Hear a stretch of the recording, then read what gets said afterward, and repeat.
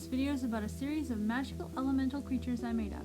Starting with a photograph I took on my iPad camera, I brought that into my Procreate program, and on a layer above I did the line art. Then I deleted layers with the original photograph. I worked as I normally do by using clipping mask layers and alpha lock and painting in the different creatures. I alpha locked the line arts in order to paint them in different colors very quickly. I decided I wanted to invent more magical creatures, specifically elemental types, for various use in stories and worlds. The Siren is a water elemental magical creature.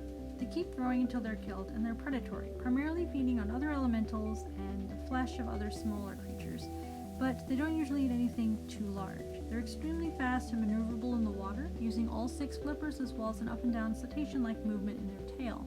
The 3 fins sometimes poke up above the water and make people think they're just a pod of dolphins, only to be surprised by the large monster beneath. They can get extremely large as they continue growing, but as I said, that means they have to not be killed. They have a few different powerful magical water abilities, as well as some weaker ones and some cold ones, so they develop more as they age.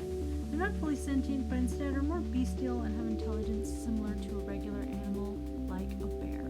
The Scalbatros is an air elemental creature that can grow up to the size of an elephant with a 24 to 40 foot wingspan. There's a lot of different sub-varieties, some with longer wings proportionately and some with shorter ones. They're all fast and have some sort of arrow-like design on them, as well as various colorations available. They are primarily eating small creatures, and they sometimes are trained as mounts, but only 1 in 100 seem to be quite bold enough to make a good mount. They have some very good wind magic, including ones that allow them to turn quickly, hover, and fly even quicker in the air. The dust cat is a magical earth elemental creature. It's a small earth elemental creature that grows fairly slowly and can only get up to the size of a leopard, though normally more the size of a house cat.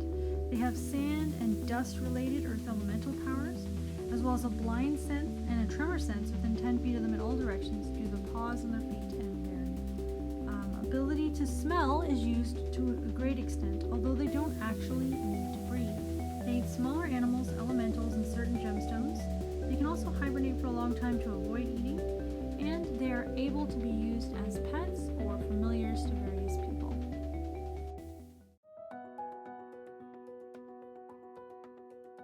Here's another 4 elementals from sketchbook photographs. The Corlix is an earth elemental magical creature which has no nostrils and does not require breathing and can survive in a vacuum. It eats stones and has gemstone eyes. Its claws and its teeth are magically enhanced with the gemstone. It has thick, defensive rhino-like skin. Its strong tail has a shovel-like end, and its claws fit together to form digging shovels. Its body parts are used in magical crafting. It's a common creature that is often preyed upon, but it actually has a 2,000-year lifespan and keeps growing as they age and can get quite large. However, most of them are actually eaten by other things before they can get anywhere near that big. The Cinderhare is one of the 2 fire elemental bunnies I have here, although it's not a true rabbit because it has 6 legs.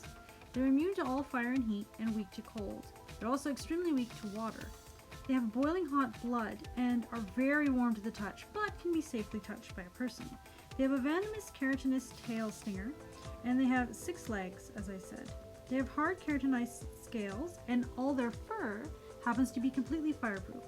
They're a common prey animal and are often used in crafting fireproof clothing and fur-based products. Hotter than the Cinderhare, the lava bunny is dangerously hot within close range. Within 5 feet, you'll actually take fire and heat damage. They can also flare up and make themselves temporarily hotter to spread this aura up to 15 feet for an older, more powerful individual. Made out of living lava, this bunny is pretty dangerous, unless you're immune to all fire and heat damage. They are, however, hunted by many larger fire elemental creatures and are actually a lower on the food chain creature. They're not very big, around the same size as a regular rabbit, but they can live up to 2,000 years unless killed. However, they're often killed much sooner than this. Their bodies are able to superheat, and often as an attack strategy when they're feeling aggressive or threatened, they'll jump directly on a foe and deal a lot of fire damage. However, they tend to be able to recognize if a foe is immune or resistant to fire, and often just run away in that case. The Sea Gwynny is a small water elemental magical creature.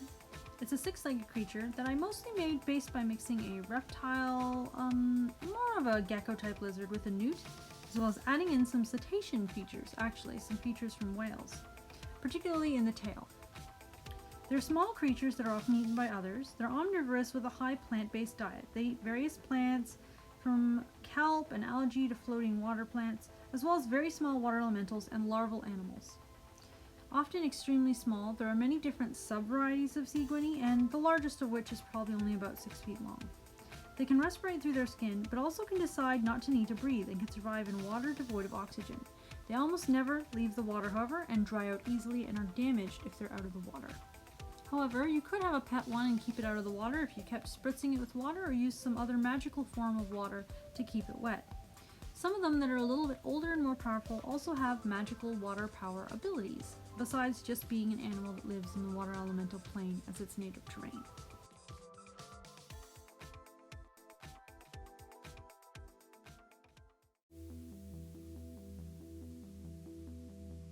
This Fae and air elemental magical creature is present in any sort of fairy realm as well as air elemental planes and is a magically summoned creature in many cases.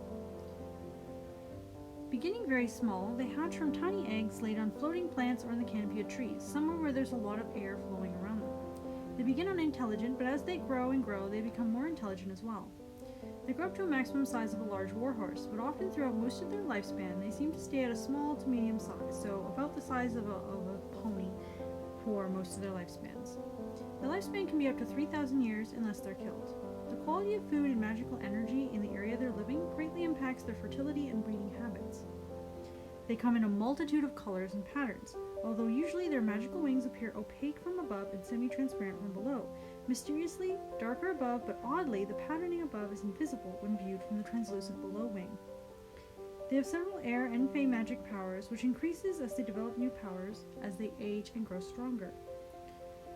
Their bodies are used in magical crafting, but as they're sentient and often very nice, very few good aligned people would do any such thing as to use their body in magical crafting. I decided that I would do this coloration as the example. Even though they come in a multitude of colors, I wanted a more camouflaged or natural looking color overall. But then I decided to contrast with it, I wanted this one to be more pink. It should be noted that in general they have extremely long tails that stretch far below their legs, and they have strangely double layered hooves, as well as the ear tips stretching out into antennae. Hello fellow Lyrios, please consider subscribing if you enjoy my videos, and if you do, click the notification bell for post notifications. I aim for a new video every Wednesday, but sometimes I get sick or things get delayed. Please feel free to leave any questions, suggestions, constructive criticisms, and other comments in the comments section down below. And please like this video if you liked it. Still working on the animated new end card and various other projects, so I hope you look forward to new videos very soon. And let me know what you liked about this video if you had anything in particular you liked. Alright, goodbye!